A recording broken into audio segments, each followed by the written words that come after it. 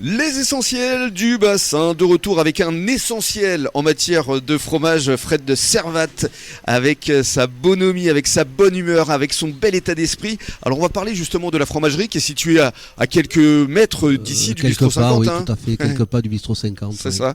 Alors, description de la fromagerie, pour ceux et ceux qui nous écoutent, qui ne la connaîtraient pas. Il y en a encore quelques-uns. Ah ben oui, effectivement. J'ai pas 22 000 clients, donc ce qui est bien dommage. D'ailleurs, je fais un appel au peuple. Ça, c'est le petit clin d'œil. Non. Quand donc, c'est on une petite ouvre boutique. la porte, qu'est-ce qu'on découvre? Alors, on rentre dans une petite boutique, donc qui est quand même. J'essaie de faire une boutique un petit peu qualitative en termes de décoration.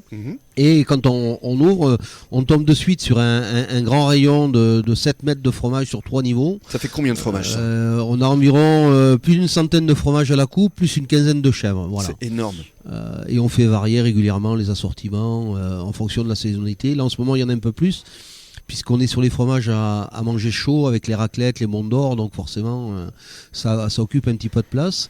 Et ensuite, sur le côté droit, on a forcément tous les produits satellites. Côté épicerie fine. Voilà, satellites qui s'accommodent, qui se marient bien avec les fromages, à savoir les confitures, les miels, les vins et les produits dérivés des fromages. Voilà. Et alors ce qui est formidable, on en parlait hier avec Mathieu. Mathieu est intarissable au niveau du vin et Fred l'est tout autant au niveau du fromage. Hein, tu confirmes, je crois. C'est clair. C'est aussi pour ça qu'on s'entend bien et qu'on s'aime beaucoup. Parce que c'est un poète. Ouais, c'est un poète. Et je sais pas si vous avez eu l'occasion de parler de la raclette, mais je pense que c'est la meilleure raclette que j'ai jamais mangée, aussi bien sur la sélection de la charcuterie que du fromage. Oubliez tout ce que vous avez l'habitude de manger, quoi. Ça coûte pas beaucoup plus cher. Ça paye un peu plus, mais ça vaut gros.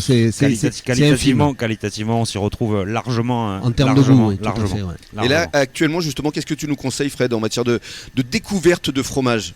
Actuellement, comme je disais tout à l'heure, l'hiver n'est pas forcément une période de fromage qualitative en termes de goût, puisque on tourne sur des laits d'automne et on n'est plus sur des laits de printemps ou des laits d'été, hormis sur les fromages de garde, type les Beaufort, les Abondances ou les Comtés, à partir du moment où moi je fais ma sélection en amont, ou sur des brebis d'estive. Mais là en ce moment on est sur des raclettes, donc pour avoir une bonne raclette, il faut... c'est quoi le conseil? Le conseil déjà, c'est sélectionner son produit, avoir une raclette au lait cru, impérativement, et pas une raclette au lait cru qui a un affinage de 30 jours. Moi mes raclettes, elles ont un minimum de 90 à 100 jours d'affinage. Ah oui. Je les reçois à 60 jours et je les garde une quarantaine de jours dans mon dépôt, parce que j'ai un dépôt où d'ailleurs il se passera des choses l'année prochaine. C'est-à-dire? Je vais faire des masterclass vin et fromage. Ah génial.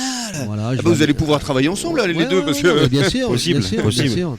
Et j'ai d'autres projets, mais je peux pas en parler encore aujourd'hui. Pas encore. Toi aussi tu racontes des histoires, parce que c'est de l'humain le fromage aussi.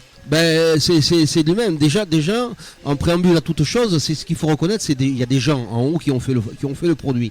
Donc il faut connaître ces gens en haut et avoir un lien affectif. Par exemple, tous mes producteurs, quand ils savent ce que j'aime, ils savent ce que j'ai envie, et quand ils ont quelque chose d'exception, ils m'appellent.